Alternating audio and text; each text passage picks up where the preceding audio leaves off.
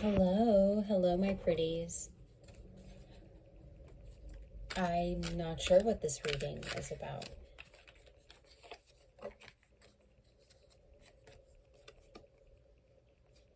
We have the Knight of Pentacles as the first card out. It's strange. Okay. I opened up this space.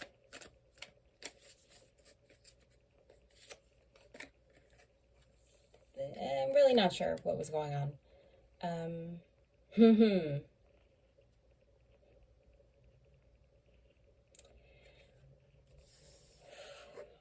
And yet believing that this might turn into a kind of a shadow reading, because I see a shadowy figure in my space. A dark animal, humanoid maybe. Kind of a black sheep. And the first two cards out, we have the Knight of Pentacles and the Nine of Swords.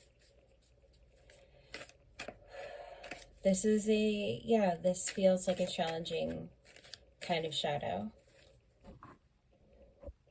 On the one hand, we have the Knight of Pentacles, the person who can be stoic, puts a lot of thought into the choices they make, their actions, and yet is not necessarily moving forward. Out of all the cards and all of the knights, the Knight of Pentacles the Knight of Swords, the Knight of Pentacles is the only knight that's not pressing forward. He's not moving. He's sitting, he's being incredibly patient and ponderous, but not moving. And same with this Nine of Swords. So on the other hand, we have someone who is somehow attached to their anxiety, like pinned down by it.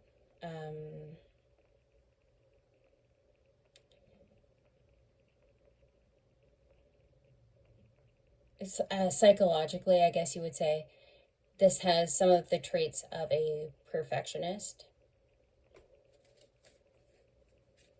You see on the will to get it right, and then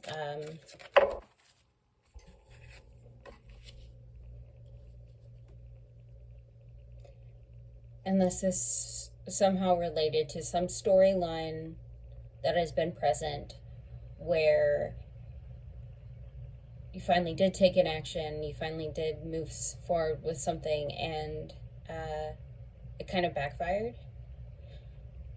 So you're sort of stuck in this not moving forward, maybe cloaking it with some kind of rationality.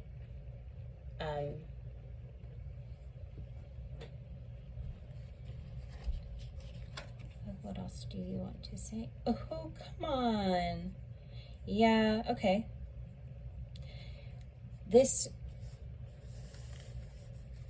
Look, it might just be like a temporary, a situational kind of melancholy. That sort of bummed out shadow. And there might be an emotional kind of detachment here, because it makes it easier, if that's how you shut down, how you create distance. So the way that you may be isolating, like consciously thinking you're being like a grown-up about it, and subconsciously you may be a little like butthurt. Yeah, all right.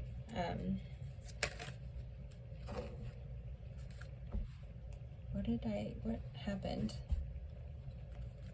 I know it flipped upside down, so we'll find it. No? Show Muse. Missed it.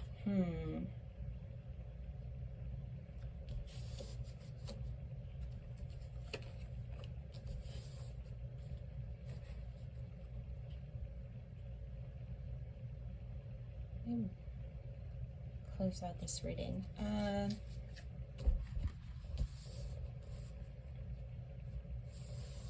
kind of belongs over here.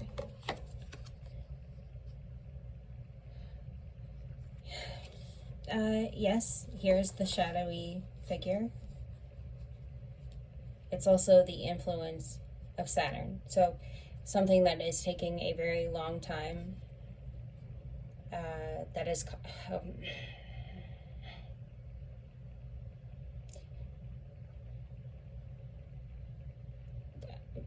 sorry, I'm like having trouble articulating, because when I feel like saying what's coming through is my opinion, and I'm trying to let the spirit speak.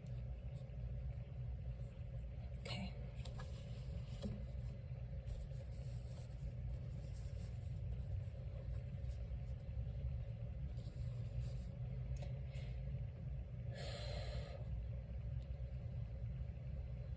Don't have any infinity symbols or anything. The only reason for me to call out cyclical is this Nine of Swords energy. It is one of the most challenging cards in the deck to get over, because look, you're pinned down, but you also like have this kind of security blanket. That's kind of what I was speaking with about procrastination and perfection. The Knight of Pentacles speaks more to that, like, perfection. And the Knight of Pentacles, I'm not sure if that's Capricorn. That would be some earth sign technically, and we have Capricorn here in the Devil. So it may be about their, yeah, it's just you're putting some kind of external pressure by not necessarily moving forward. This Ten of Wands,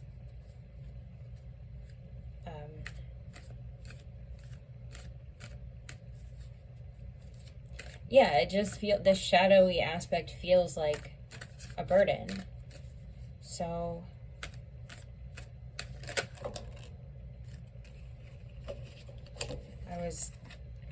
I was asking for some advice when that pulled out. Okay, we have the Two of Pentacles.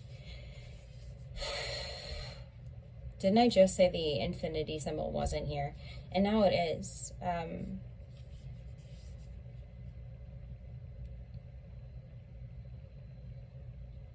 So this card, for sure, is about bringing balance to your situation.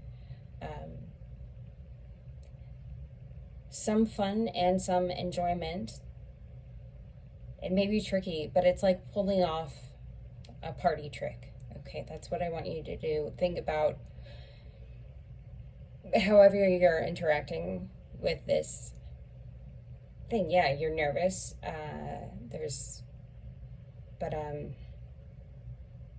Yeah, turn this into your party trick. Oh, come on. Okay, yeah. And walk away from the things that aren't working for you, or turn your back on them momentarily if you are pushing yourself too hard towards something. I recognize this bit of like feeling disillusioned with it. You're like, why am I choosing this burden? You know, and that is, I think, the promise of this Two of Pentacles is that twos, hello, choices, okay, that you can choose to see your ass out of it. Easier said than done, for sure, with the Devil on the table, there's this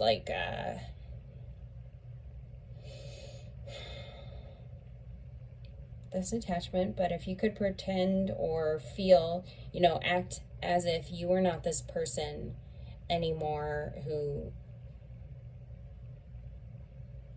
talks themselves out of something, or that's maybe not the right example, but that you are able to step away from that with this emotional detachment. This person is also turning their back on something. Have fun with it. Okay. And let's look at the bottom of the deck. I really do hope this was helpful. Yeah. I love it. Bottom of the deck, we have the Ace of Wands.